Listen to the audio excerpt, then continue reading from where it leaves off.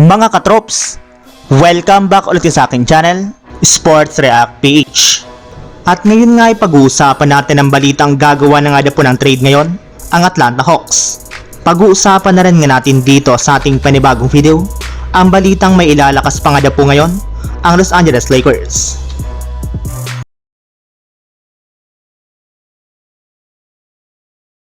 Naibalita na nga po mga katrops nung nakarang linggo na isa nga po ang Atlanta Hawks sa mga kupunan na magte-trade ng kanilang mga players dahil sa malamihan nilang simula sa regular season na siyang rason bakit sila maagang bumagsak sa Eastern Conference.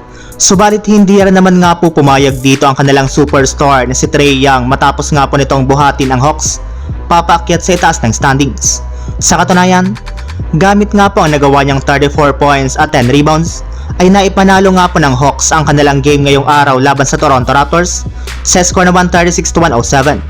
At dahil nga po sa kanilang pagkapanalo ay umabot na nga po sa 4 games ang kanilang winning streak kung saan umakyat na rin naman nga po sa 18 wins at 15 losses ang kanilang record bilang ika-top 5 sa Eastern Conference.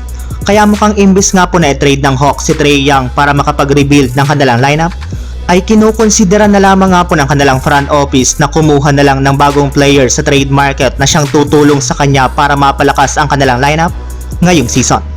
Samantala, punta naman tayo sa ating sunod na pag-uusapan sa balitang may ilalakas pa nga po ngayon, ang Los Angeles Lakers. Nagsaya nga po mga katrops ngayong araw ang buong fanbase ng Los Angeles Lakers dahil makalipas nga po ang ilang taong paghihintay ay sa wakas nakagawa na rin naman nga po sila ng bagong trade sa pagkuha kina Dorian Finney-Smith at Shake Milton mula sa Brooklyn Nets. Naniniwala nga po ang mga ito na malaki ang kanilang maitutulong sa mga susunod na game ng Lakers. Ngunit base nga po sa kalalabas pa lang na balita ng isang Lakers insider, plano pa nga po ni Rob Pelinka na gumawa ng trade sa mga susunod na araw hanggang sa sumapit ang trade deadline. Makikipagnegosasyon pa rin nga po siya sa iba't ibang kupunan para mapalakas pa nilang lalo ang kanilang lineup.